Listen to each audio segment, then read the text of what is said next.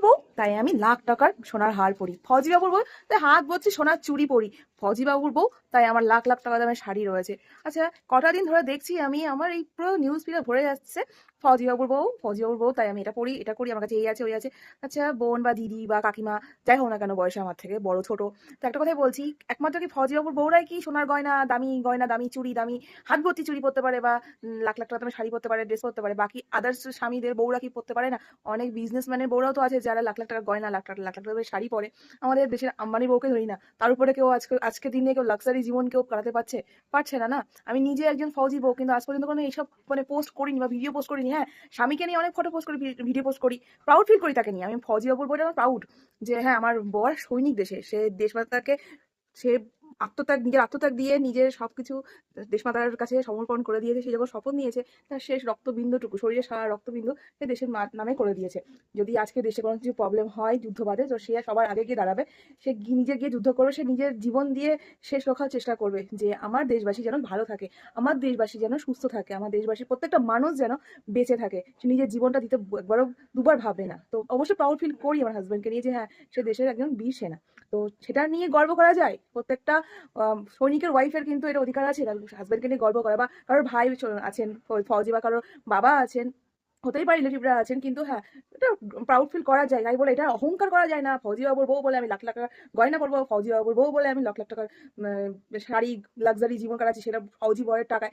একটা কথা বলি বোন বা দিদি বা হোয়াট এভার তুমি যাই হো না কেন, যাদের পোস্টগুলো সামনে আসছে, আচ্ছা, তুমি তোমার ফৌজি বাবু বা ফৌজি বরের জন্য তুমি কি করেছো? ফৌজি বরে তোমাকে লাখ লাখ টাকার গয়না দিয়েছে, শাড়ি দিয়েছে, তুমি কি দিয়েছো? তুমি শুধু বিয়েটা করেছো, তার নামে সিঁদুর পড়েছো বা তার সন্তানের বাচ্চা হয়েছো, তাই না? আমি সিঁদুরটা বললাম, তার মানে এটাই না যে আমি কোনো ধর্মকে আমি উল্লেখ করছি। আমি হোয়াট এভার প্রত্যেকটা সৈনিকের ওয়াইফকে বলছি যে শুধু বিয়েটাই করেছো তো, আর কি স্যাক্রিফাইস করেছো? আর এই রাতগুলো তাকে ছাড়া একা কাটাও, এটাই তো পাশে 3টে মাস 4টে মাসে বছরের তুমি 3টে মাস তাকে কাছে পাচ্ছ, বাকি সব বাকি 9টা মাস তাকে দেশের জন্য বর্ডারে থাকতে হচ্ছে, ব্যাস এইটুকুই স্যাক্রিফাইস, তো এত কিছু না। বাকি সে ঈদ পায় না, সে পুজো পায় না, দিওয়ালি পায় না, সে কোনো ওকেশন পায় না, সে কোনো স্পেশাল ডে পায় না, কোনো বিয়ে বাড়ি যেতে পারে না। আমি ফৌজিদের কথা বলছি, তারা যখন ডিউটিতে থাকে, তারা হতে পারে বাড়িতে কোনো বিয়ে বেড়েছে, বোনের হোক ভাইয়ের হোক বা আত্মীয় স্বজনের, সেই বিয়ে করে অ্যাটেন্ড করতে পারে না। তারপরে বন্ধু বান্ধবদের ম্যারেজ অ্যানিভার্সারি তারা অ্যাটেন্ড করতে পারে না, কোনো কিছু তারা অ্যাটেন্ড করতে পারে না। বেশিরভাগ ফৌজিদের দেখেছি আমি আমি আমার নিজের এক্সপিরিয়েন্স দিয়ে বলছি, না বিয়ে বাড়ি, না ঈদ, না বাচ্চার অন্নপ্রাশন, তারা কিছুই পায় না। ইভেন আমিও প্রেগনেন্ট ছিলাম, আমার ডেলিভারি হওয়ার ঠিক 1.5 মাস আগে দেশের মধ্যে যুদ্ধ একটা পরিস্থিতি শুরু হয়, তার জন্য তার ফোন অফ হয়ে যায়, তার সাথে কথা বলতে হতো না। আমার যখন ডেলিভারি হয়, সে কিন্তু ওটির রুমের সামনে প্রেজেন্ট ছিল না। তো এটা হচ্ছে স্যাক্রিফাইস, ঠিক আছে? কারণ তখন সেই সময় দেশের পরিস্থিতি খুব খারাপ ছিল, দেশের এতটা পরিস্থিতি খারাপ ছিল যে ফোনটা অন ছিল না। যারা আমার সাথে যুক্ত তারা জানো, আমি পোস্ট করেছিলাম যে আমার দীর্ঘ 1.5 মাস কথা হয়নি। তো এটা হচ্ছে স্যাক্রিফাইস। তারপর আমার এই রিসেন্টলি গেল মাসে আমার মেয়ের অন্নপ্রাশন করলাম, আমার বর কিন্তু ছুটি পায়নি, সে আসতে পারেনি, সে ইন প্রেজেন্ট ব্যাঙ্গালোরে পোস্টিং রয়েছে, কিন্তু সে আসতে পারেনি। আর ফেলে আসা 15টা বছর, এই এপ্রিল মাস আসলে পরে তার চাকরি 16 বছর কমপ্লিট হবে। 15টা বছর আমি বলছি, সে কোনো জঙ্গলে, কখনো পাহাড়ে, কখনো কাশ্মীর, কখনো আসাম, তো কখনো বা ত্রিপুরাতে পোস্টিং কাটিয়ে এসছে, কখনো বা পাঞ্জাব বর্ডারে গিয়েও পোস্টিং কাটিয়ে এসছে, নাইট ডিউটি করে এসছে। তো সেই রাতগুলো তারা যে জেগে পাহারা দেয়, সেই রাতগুলো, তারপরে এই যে বাড়ি ছেড়ে, প্রিয়জন ছেড়ে, নিজের প্রিয় গাড়িটা ছেড়ে, নিজের বাড়ি ছেড়ে, বাবা মা ছেড়ে, সব বাইকে ছেড়ে, বন্ধু বান্ধবকে ছেড়ে যে ডিউটি করে, সেই স্যাক্রিফাইসটা তুমি করতে পারবে কখনো? তুমি তো বলে দিলে আমি ফৌজি বউ, ফৌজিকে বিয়ে করেছি, আচ্ছা সব মেনে নিচ্ছি, কিন্তু এই বড় বড় লেকচারগুলো লিখে বা বড় বড় ক্যাপশনগুলো দিয়ে পোস্ট করার কোনো মানে আছে? তুমি বলতেই পারতে যে আমার ফৌজি বাবু আমাকে শখ করে কিনে দিয়েছে, কিন্তু আমি ফৌজি বাবুর বউ, আমি এত দামি দামি গয়না পরতেই পারি, আমি পরবো, বা আমি দামি দামি মেকআপ করি, এইসব কি ধরনের লজিক? এইভাবে ভাইরাল হওয়ার তো কোনো মানে হয় না, তাই না? আর রইলো ফৌজিদের কথা, চলো একটুখানি বলেই নি। যখন একজন ফৌজি যখন শপথ নেয়, তখন তার শরীরের সমস্ত রক্তবিন্দু থেকে শুরু করে সবকিছু ভারত মায়ের নামে করে দেয়, যে আজকে যদি জয়েন করছি, কাল যদি আমার সামনে শত্রু আসে, আমি কিন্তু নিজের জীবনটা বাজি রেখে আমি দেশমাতাকে রক্ষা করব। তো তাদের জীবনটা সেই মুহূর্ত থেকে কিন্তু দেশমাতার নামে হয়ে যায়, এবং অনেক সৈনিক শহীদও হয়ে যায়। আজকে 14 ফেব্রুয়ারি সবাই জানো যে 2019-এ কি হয়েছিল, পার্লামেন্ট থেকে 40 জন আমাদের সৈনিক, সিআরএফ জওয়ান শহীদ হয়েছিলেন। তো তাদেরও পরিবার তাদেরকে হারিয়েছে, তাদেরকে শহীদ হতে হয়েছে, তো কেউ হয়তো ডিউটি ছেড়ে, না সরি, কেউ ছুটি কাটিয়ে গেছে, কেউ সদ্য বিয়ে করেছে, বিয়ে করে তারপর তারা ডিউটিতে যাচ্ছিল জয়েন করার জন্য, সেই মুহূর্তে রাস্তার মধ্যে কি একটা ঘটনা ঘটে গেল যে তাদেরকে সবাইকে শহীদ হতে হলো একসাথে। বা এর আগেও অনেক অনেক ঘটনা হয়েছে, আমরা সবাই জানি, আমরা এখনো পর্যন্ত টিল নাও প্রত্যেকটা বর্ডারে এরকম হয়েই যাচ্ছে। কিছুদিন আগে যেটা হলো আমাদের দেশে, যখন আমি প্রেগনেন্ট ছিলাম, কাশ্মীর অ্যাটাকটা যেটা হয়েছিল, সেখানেও পেহেলগাম অ্যাটাকে কত কিছু হয়ে গেল। তো সেখানেও কিন্তু আমাদের দেশের সৈনিকরা যখন যুদ্ধে নামলো, সেখানেও অনেকের ক্ষতি হয়েছে। এর আগে অনেক সার্জিক্যাল স্ট্রাইক হয়েছে, সেখানেও অনেকের ক্ষতি হয়েছে, অনেক সৈনিকের। আর প্রতিনিয়ত যে খবরগুলো আমাদের সামনে আসে না, আমাদের হয়তো বলা হয় না, নিউজে দেওয়া হয় না, প্রত্যেক দিন কোথাও না কোথাও কোনো না কোনো সৈনিক শহীদ হয়েই যাচ্ছে। ওই যে অপর প্রান্তের গুলির অ্যাটাকে হোক বা বোমার অ্যাটাক হোক, এগুলো হয়েই যাচ্ছে কন্টিনিউয়াসলি। তো আমাদের শহীদরা আমাদের জন্য, আমাদের দেশবাসীর জন্য কিন্তু শহীদ হয়েই যাচ্ছে, নিজের জীবনটা দিয়েই যাচ্ছে। তো এরকম আবার যেন কোনো ফৌজির ওয়াইফের না আসে যে কাফনের মধ্যে তার হাজবেন্ডের পতাকা জড়িয়ে শরীরটা বাড়িতে নিয়ে আসা হচ্ছে। আমি কখনোই চাইবো না, কারণ আমি নিজে একজন ফৌজির ওয়াইফ, কতটা কষ্টের সেই ফিলটুকু করতে পারি আমি। যে আজকে ভয়ে ভয়ে কাটানো, আমি যখন প্রেগনেন্ট ছিলাম, হাজবেন্ডের সাথে কথা হচ্ছে না, সেই মধ্যে দেশে যুদ্ধ বেঁধেছে, কি হচ্ছে না হচ্ছে কোনো খবর নেই, আমি ডেলিভারি রুমে চলে গেলাম, তার সাথে কন্ট্যাক্ট নেই। সেই সিচুয়েশনে শুধু আমি জানি, ঠিক আছে।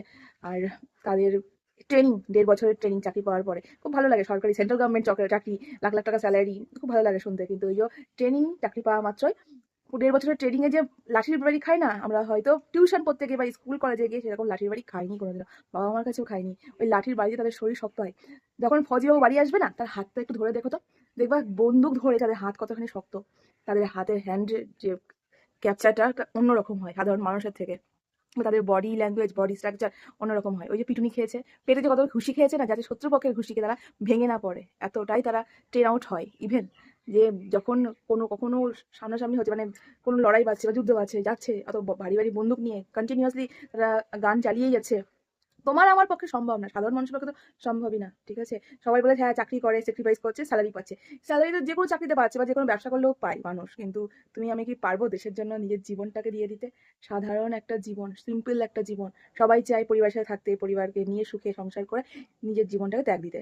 যখন জন্ম হয়েছে মৃত্যু হবেই আমাদের, কিন্তু নিজের জীবন কেউ জানে যে কখন যাবে? কিন্তু ফৌজি ডে ওয়ানে গিয়ে নিজের জীবনটাকে বাজি দিয়ে দিয়েছে, চলো আমি আমার দেশ মাতার জন্য জীবনটাকে আমি দিতেও রাজি।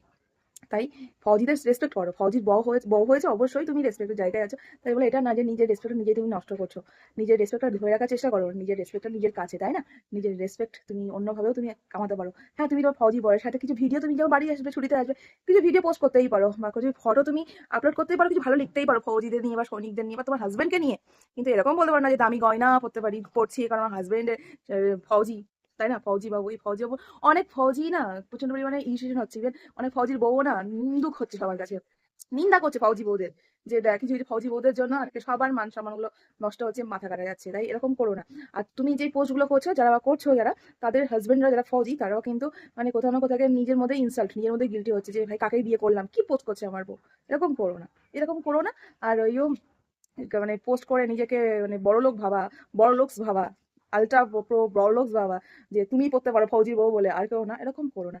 নিজের ফৌজি বরের জন্য কি করতে পারো সেটা দেখো আগে, ঠিক আছে। কখনো নিজে ইনকাম করে নিজের ফৌজি বরকে কিছু গিফট করে বলো যে এই ইনকামের টাকা দিয়ে আমি ফৌজি বরকে দিয়েছি, আমি আমার ফৌজি বরকে দিয়েছি, আমি আমার বিয়ের খরচ নিয়ে চালিয়েছি, আমার বিয়ের দিন আমার নিজের বরের কাছ থেকে আমি কিছুই নি, একটা নাকের সে আমাকে দিয়েছো, যেহেতু আমি মুসলিম, আমার নাকের পরিয়ে বিয়ে হয়, তো নাকের ডায়মন্ডের নাকেরটা কারোর সাথে ভেঙে গেছিল, যেটা শাশুড়ি মায়ের কাছে, আমি আর নাকের পরি না, ও বাড়ি আসলে আমাকে ঠিক করে দিলে পরে আমি ডায়মন্ড নাকেরটা আবার পরবো, ডায়মন্ডের নাকের না হলে অন্য কোনো নাকের পরবো। তবে এটা বলবো না পোস্ট করে এই যে আমার বর আমাকে ডায়মন্ডের নাকে দিয়েছে। আমি আমার হাজবেন্ডকে 50টা হিরে হিরে বসানো একটা অশোক স্তম্ভের আংটি দিয়েছিলাম বিয়েতে, যেটা আমার হাজার খারাপ সময় গেছে আমার লাইফে, কিন্তু আমি সেটা আমি বিক্রি করিনি, কারণ সেটা আমি ভালোবেসে টাকা দিয়েছিলাম, নিজের উপার্জনের টাকা দিয়েছিলাম। হ্যাঁ, সবকিছু আমার নিজের উপার্জনের টাকাই আমি করেছিলাম, যেহেতু চাকরি করতাম আমি। কিন্তু এই মুহূর্তে তো আমার উপার্জন সেরকম কিছু নেই, শুধু ফেসবুকে যা পাই সেটা আমি মেয়ের জন্য বা আমার বাড়িতে কিছু কাজের জন্য, স্পেশাল কিছু মুভমেন্টের জন্য রেখে দিই, সেটা খরচা করি, নিজের জন্য খরচা করি না আমি। যখন লাখ লাখ টাকা ইনকাম করতাম আমি, বড়ের জন্য অনেক করেছি, বড়ের বিয়ে শপিংটা আমি করেছি, তার কাছে আমি কিছু নিইনি। ইভেন তার যাওয়ার ফ্লাইটের টিকিট বুকিং করে দিয়েছি, বা সে যখন ফিরে আসো তার আমি আসা যাওয়ার টিকিটটা আমি বুক করে দিতাম। ইভেন সে যখন আসতো আমি তাকে রাতে বা দিনে হোক আমি তাকে রিসিভ করতে যেতাম এয়ারপোর্টে, বা তাকে আমি ছাড়তেও যেতাম। ইভেন যখন আমার কাছে গাড়ি ছিল না, আমার নিজের পার্সোনাল কারটা ইনফ্যাক্ট আমার কাছে নেই, তবুও যখন আমি মানে ঠিকঠাক ছিল, মানে প্রেগনেন্ট অবস্থায়, যখন আমি 2 মাসের প্রেগনেন্ট, তখনও কিন্তু আমি হাজব্যান্ডকে ট্রেনে করে আমি এয়ারপোর্ট ছাড়তে গেছি। ইভেন যখন আমি 6 মাসের প্রেগনেন্ট, তখনও কিন্তু নিজের গাড়িটা প্রেজেন্ট না থাকা পরেও রাত 2টোর সময় আমি গাড়িটা ভাড়া করে আমি ওকে আনতে গেছি, রিসিভ করতে গেছি। একটা প্রেগনেন্ট হয়েও, একটা প্রেগনেন্ট মেয়ে হয়ে আমি তাকে আনতে গেছি। ইভেন প্রেগনেন্ট অবস্থায় আমি দিল্লি গেছিলাম বাই এয়ারে। মানে আমি জাস্ট বলছি, আমার একটা এক্সপিরিয়েন্স বলছি। ওর টাকা দরকার ছিল আর কিছু জিনিস দরকার ছিল, তখন কিন্তু আমি প্রেগনেন্ট অবস্থায় আমি ট্রাভেল করেছি। আমি বাই এয়ারে গেছিলাম দিল্লি, সেখানে আমাকে রিসিভ করে ফ্লাইটে গেলাম, 1 সপ্তাহ ছিলাম, তারপর কিন্তু আবার বাই ট্রেনে এসেছিলাম, কারণ অনেক কিছু জিনিসপত্র যেগুলো ফ্লাইটে নেওয়া যায় না, সেগুলো আমি মানে আমার নিজের জিনিস দিল্লি ফ্লাইটে ছিল, সেগুলো আনার ছিল। তো যার জন্য বাই ট্রেনে আমি ট্রাভেল করেছি। তো এত কিছু শুধু একটার জন্য করেছে যে সে আমার হাজবেন্ড। সে আমার তাকে আমার দরকার, বা আমাকে আমাকে তো অবশ্যই দরকার তাকে, আর তাকেও আমার অনেক অনেক অনেক দরকার, আর আমার বাচ্চাদেরও তাকে দরকার। তো ভালো ভালো ভিডিও পোস্ট করো, ফৌজির বউ হয়েছো, রেসপেক্ট কামাও, কিন্তু এরকম করো না যে নিজের রেসপেক্ট নিজে তুমি খুইয়ে ফেলো, আর তোমার সাথে তোমার হাজবেন্ডের রেসপেক্টটাও যেন চলে যায়, এমন কিছু করো না। আমার ভিডিওটা অনেক লেন্দি হয়েছে জানি, তো ভিডিও লেন্দি করার একটাই কারণ যে অনেক তো শুনলাম অনেকে এই ব্যঙ্গ করে পোস্ট করছে, সেটা মানে নিজেরই গায়ে লাগছে, যে যেহেতু ফৌজির বউ তো খুব কষ্ট লাগছে, বা বুকে কোথাও গিয়ে লাগছে একটা, যে এরকম করো না। হাজবেন্ডের সাথে পার্সোনাল হয়তো আমার সেরকম ভাবে একটু খুঁটিনাটি চলে, হয়তো চলতেই থাকে, সব সংসারে চলে, আমি হয়তো ওপেন করে দিই যাতে আমার রাগটা চলে যায়, যাতে লাস্টে আমার মানে ওই রাগটা পুষে পুষে যাতে আমার কোনো ইন ফিউচার বড় ডিসিশন নিতে না হয়, তো সেটা সেই মুহূর্তে পোস্ট করার মাধ্যমে রাগটা চলে যায়। কিন্তু অ্যাজ এ সৈনিক তাকে আমি প্রচুর রেসপেক্ট করি, তাকে আমি স্যালুট করি, তাকে মাথায় রাখি, আমি তার জীবন রাখবো আমার ফৌজি হাজবেন্ডকে, কারণ তাকে ভালোবাসি অবশ্যই, আর তার থেকেও বেশি রেসপেক্ট করি। আর রেসপেক্ট করি আমাদের দেশের সকল সৈনিকদের, সে যে র্যাঙ্কেই হোক না কেন। আমার হাজবেন্ড যে উঁচু র্যাঙ্কে আছে, একটা বড় র্যাঙ্কে চাকরি করে, তার লাখ লাখ টাকা স্যালারি পায় সে প্রত্যেক মাসে, কিন্তু বিশ্বাস করো ওই লাখ লাখ টাকা স্যালারি বা পজিশন, তার র্যাঙ্কটা আমার কাছে ম্যাটার করে না। সে যে সৈনিক সেটা আমার কাছে অনেকখানি ম্যাটার করে, কারণ এই জায়গাটা কেউ পৌঁছতে পারে না, এই জায়গাটা কেউ নিতে পারে না। লাখ লাখ স্যালারি বা লাখ লাখ টাকা স্যালারি বা কোটি কোটি টাকা স্যালারি অনেকেই ইনকাম করতে পারে, বা অনেক বিজনেসম্যানও কোটি কোটি টাকা ইনকাম করে, কিন্তু তারা দেশের সৈনিক হয় না। তো সবাইকে আমি রেসপেক্ট করি, সব কাজকে আমি রেসপেক্ট করি, কিন্তু আমি আমার হাজবেন্ডকে, আমার ফৌজি হাজবেন্ডকে অনেক অনেক রেসপেক্ট করি। আর শুধু আমার হাজবেন্ড না, সকল সৈনিকদের আমি রেসপেক্ট করি, সকল সৈনিকের বোধে রেসপেক্ট করি, কারণ তারাও একটা ফৌজির সাথে সাথে নিজের সন্তানকে একাই মানুষ করে। হ্যাঁ, অবশ্যই ফৌজিরা বাড়ি আসলে পরে তার অনেক ভালোবাসা বেড়ে যায়, সে বউয়ের প্রতি বলো আর বাচ্চার প্রতি বলো, কর্তব্য অবশ্যই তারা অনেকখানি করে, দেশমাতার প্রতি কর্তব্য, পরিবারের প্রতি কর্তব্য, বাবা মার প্রতি কর্তব্য। তবুও একটু আলাদা ফিলিংস থাকে। এই যে ডিস্টেন্স ৩ মাস ৪ মাস না পাওয়ার, ৩ মাস ৪ মাস না দেখতে পারে, এখন তো জিও চলে এসেছে, 5G চলে এসেছে, এখন তো ভিডিও কলে কথা হয়। একটা সময় এমনও গেছে যে ভিডিও কল কি নর্মাল কলেও না কথা হতো না। এখন কাশ্মীরে পোস্টিং গেলে হয়তো ভিডিও কলে কথা হয়, কিন্তু একটা সময় ছিল, 2016-এর কথাও বলছি আমি, তখনও কিন্তু কাশ্মীরে পোস্টিং গেলে না ভয়েস কলটুকুও হতো না। তো এখন অনেক সুযোগ সুবিধা হয়ে গেছে, তাই হয়তো কথা বলতে পারছো। তো সবাইকে একটা কথা বলবো, রেসপেক্ট করো, আমার দেশের সৈনিকদের রেসপেক্ট করো।